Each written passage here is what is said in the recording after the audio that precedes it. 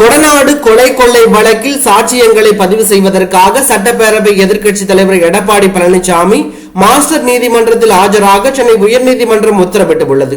கொடநாடு கொலை கொள்ளை வழக்கில் டெல்லியை சேர்ந்த பத்திரிகையாளர் மேத்யூ சாமுவேல் காணொலி வெளியிட்டு தன்னை தொடர்பு படுத்தியதற்கு எதிராக கடந்த 2019 ஆண்டு எடப்பாடி பழனிசாமி மான நஷ்ட ஈடு கோரி சென்னை உயர்நீதிமன்றத்தில் வழக்கு தொடர்ந்தார். இந்த வழக்கு சாட்சியங்களை பதிவு செய்வதற்காக மாஸ்டர் நீதிமன்றத்திற்கு மாற்றப்பட்டது. இந்நிலையில் உயர்நீதிமன்ற வளாகத்தில் உள்ள மாஸ்டர் நீதிமன்றத்தில் நேரில் ஆஜராகி சாட்சியம் அளிக்க இயலாது வீட்டில் இருந்தபடி சாட்சியங்களை பதிவு செய்து வழக்கறிஞர் மூலம் சென்னை உயர்நீதிமன்றத்திற்கு அளிக்கப்படும் என எடப்பாடி பழனிசாமி தாக்கல் செய்யப்பட்ட மனுவில் தெரிவிக்கப்பட்டது. இந்த உத்தரவை எதிர்த்து மேத்யூ சாமுவேல் தாக்கல் செய்த மேல்முறையீட்டு மனு விசாரணைக்கு வந்தபோது எடப்பாடி பழனிசாமி தரப்பில் ஆஜரான வழக்கறிஞர் வழக்கு விசாரணை ஒத்திவைக்க வேண்டும் என கேட்டுக்கொண்டார்.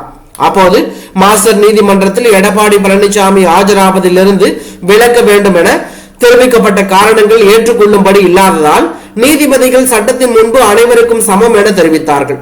மேலும் சென்னை உயர்நீதிமன்றத்தில் சிறப்பான பாதுகாப்புகள் வழங்கி வருவதால் எடப்பாடி பழனிசாமி மாஸ்டர் நீதிமன்றத்தில் ஆஜராக அவர் தரப்பு வழக்கறிஞருக்கு உத்தரவிட்டு விசாரணையை வருகின்ற ஜனவரி 5ஆம் தேதி ஒத்திவைக்கப்பட்டுள்ளதாக தகவல் வெளியாகி அரசியல் வட்டாரத்தில் பரபரப்பை ஏற்படுத்தி உள்ளது.